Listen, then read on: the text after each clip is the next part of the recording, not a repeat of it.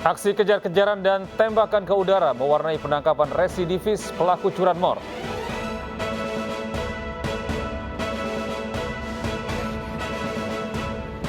Diterjang angin puting beliung, rumah warga dan fasilitas umum rusak parah.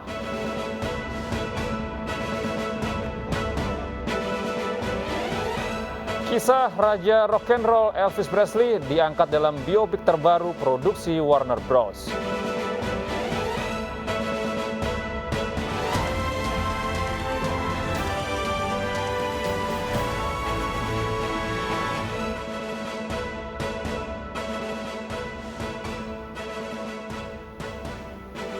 Selamat pagi pemirsa, kami hadir kembali dalam iNews Pagi melengkapi informasi Anda pada pagi hari ini. Selain 3 berita utama tadi, kami juga akan hadirkan beberapa informasi penting lainnya, diantaranya di tengah kelangkaan sebanyak 1,1 juta kilogram minyak goreng ditemukan ditimbun dalam sebuah gudang di Deli Serdang, Sumatera Utara. Bersama saya Gede Satria, inilah iNews Pagi selengkapnya untuk Anda.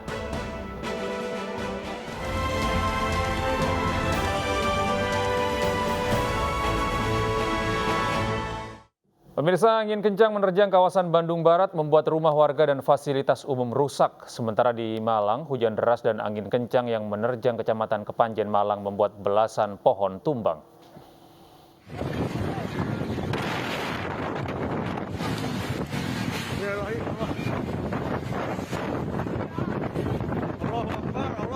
Angin puting beliung melanda wilayah alun-alun Lembang, Bandung, Jawa Barat.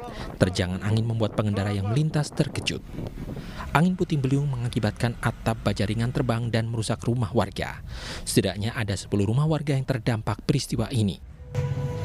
Terdampak beberapa rumah yang rusak, yang sedang ataupun yang berat. Yang berat yaitu atap ukuran 4x6 baja ringan terbang dan menimpa 2 rumah warga di depannya. Sementara di Kepanjen Malang, angin kencang dan hujan hebat membuat belasan pohon tumbang. Pohon tumbang menimpa sejumlah kios pedagang kaki lima dan juga menutup akses jalan di Jalan Raya Ahmad Yani, Sultan Agung, dan Panarukan. Petugas BPBD setempat dibantu warga berupaya menyingkirkan pohon yang tumbang agar arus lalu lintas kembali lancar. Dari data BPBD Kabupaten Malang tercatat 13 pohon tumbang dan 4 bangunan rusak akibat terjangan angin kencang. Tim Liputan iNews melaporkan. Sementara itu hujan disertai angin kencang juga menerjang wilayah Kapanewon Jetis dan Kapanewon Bantul, Yogyakarta pada Sabtu sore. Sejumlah pohon besar tumbang dan menimpa rumah warga akibat terjangan angin puting beliung. Kencangnya angin membuat genting-genting rumah berterbangan, atap seng untuk sebuah showroom mobil bekas sampai ambruk diterjang angin. Angin yang disertai hujan deras juga merobohkan tiang telepon dan merusak bangunan para pedagang, serta material yang berterbangan sempat menutup akses jalan. Beruntung tidak ada korban jiwa dalam kejadian ini.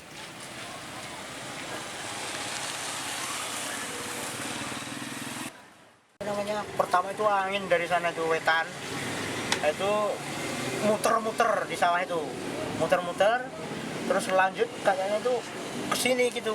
Ini kan ada pintunya, langsung saya tutup, saya masuk, belum taunya itu kok di sini bur begitu. Sengnya terbang? Ya, sengnya terbang begitu. Anaknya sama istri saya, anak saya sama istri saya tak suruh masuk situ. Seorang warga Kabupaten Tanah Tidung, Kalimantan Utara hilang setelah diterkam buaya saat mandi di sungai pada Rabu lalu. Upaya pencarian selama 4 hari belum juga membuahkan hasil. Di lokasi tempat orang dimakan buaya.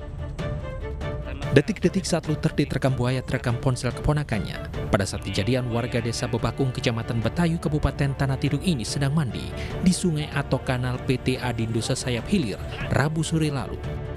Sebenarnya lokasi tempat korban mandi sudah ada tanda larangan untuk mandi karena pernah ada korban diterkam buaya.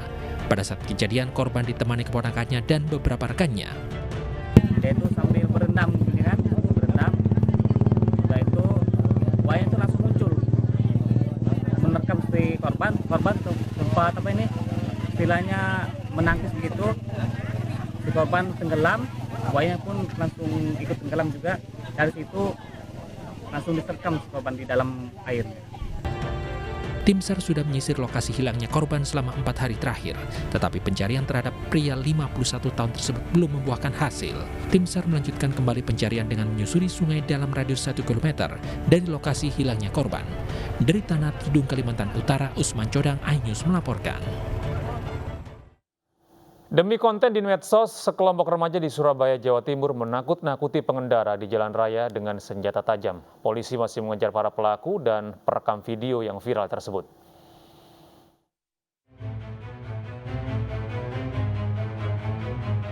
Video amatir yang direkam di Jalan Insinyur Soekarno, Surabaya, Jawa Timur ini viral di media sosial. Sekelompok remaja menakut-nakuti pengendara yang melintas dengan mengacungkan senjata tajam celurit. Mereka terlihat senang ketika ada pengendara yang mengebut karena ketakutan. Meski belum ada laporan korban, aktivitas para remaja tersebut dianggap meresahkan masyarakat.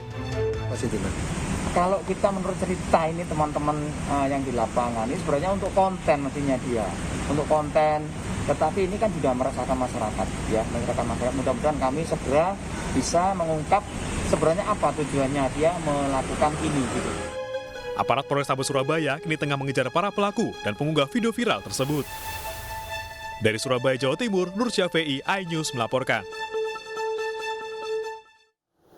Gara-gara asik menerima telepon saat berkendara, seorang pengemudi di Jember, Jawa Timur hilang kendali dan mobil yang dikemudikannya terjun ke sungai irigasi.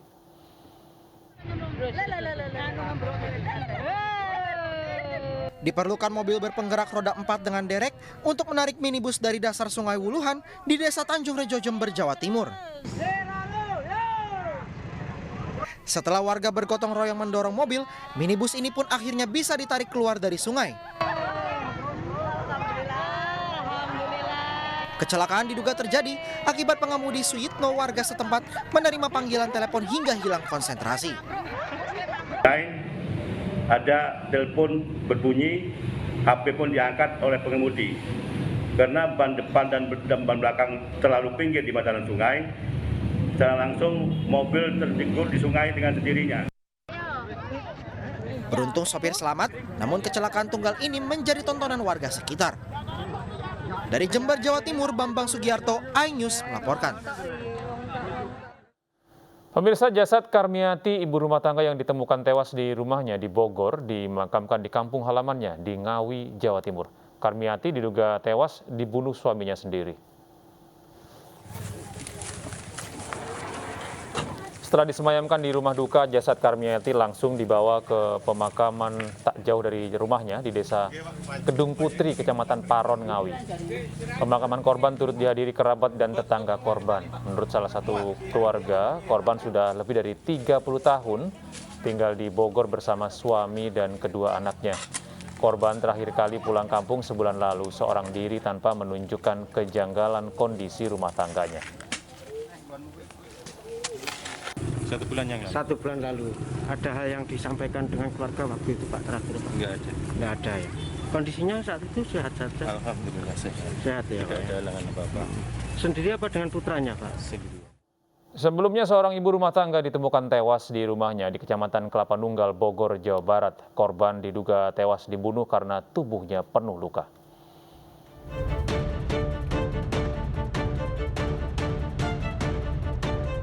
Warga kampung Kembang Kuning, Kecamatan Kelapa Nunggal, Bogor, Jawa Barat digemparkan atas penemuan jasad seorang ibu rumah tangga.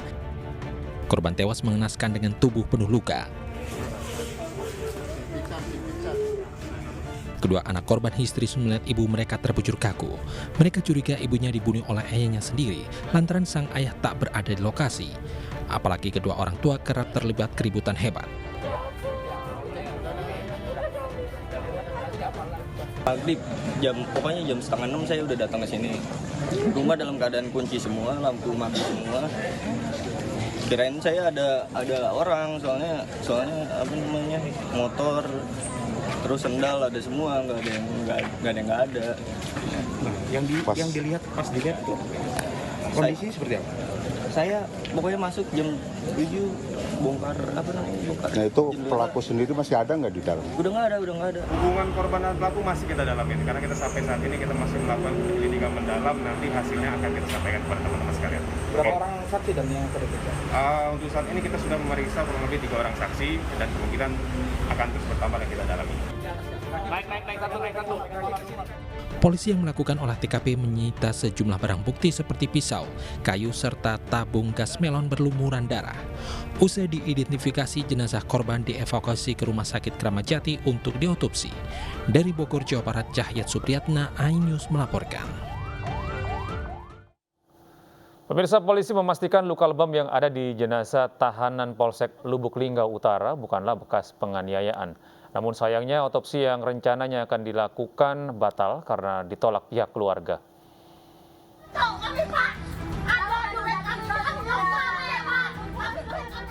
Usai proses visum, Polda Sumatera Selatan memastikan luka lebam pada jenazah tahanan Polsek Lubuk Linggau Utara berinisial H bukanlah bekas penganiayaan.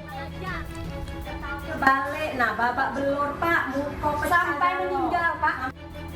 Luka tersebut merupakan lebam yang biasa ditemukan pada mayat. Autopsi yang rencana akan dilakukan oleh polisi batal karena ditolak oleh pihak keluarga. H sebelumnya dilaporkan meninggal dunia setelah ditangkap polisi karena diduga terlibat pencurian. Sementara 5 anggota Polres Lubuk Linggau telah dinonaktifkan terkait kasus ini. Dengan kejadian kemarin, apabila ada anggota yang melakukan pelanggaran atau melakukan ini, kita akan tindak tegas. Ya. Dan untuk sementara, jabatan dari anggota yang melakukan pelanggaran, ya, kita nonaktifkan. 5 anggota Polres Lubuk Linggau kini menjalani pemeriksaan oleh Propam Polda Sumatera Selatan. Dari Lubuk Linggau, Sumatera Selatan, Amri Wijaya, iNews melaporkan. Polisi memastikan penyerangan Kiai di Banyuwangi, Jawa Timur berlatar belakang sakit hati. Pelaku ditegur Kiai karena berada di sekitar kamar pondok santriwati.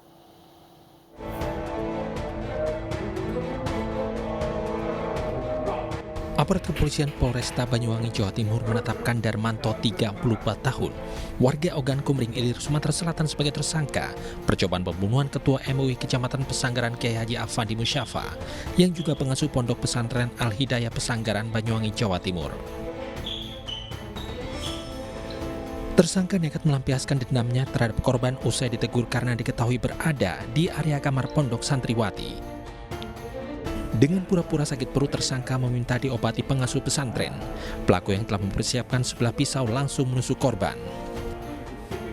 Belakang dia melakukan percobaan pembunuhan terhadap korban AM adalah karena tersangka pernah ditegur oleh korban untuk tidak main di lingkungan santri atau lingkungan asrama putri, demikian.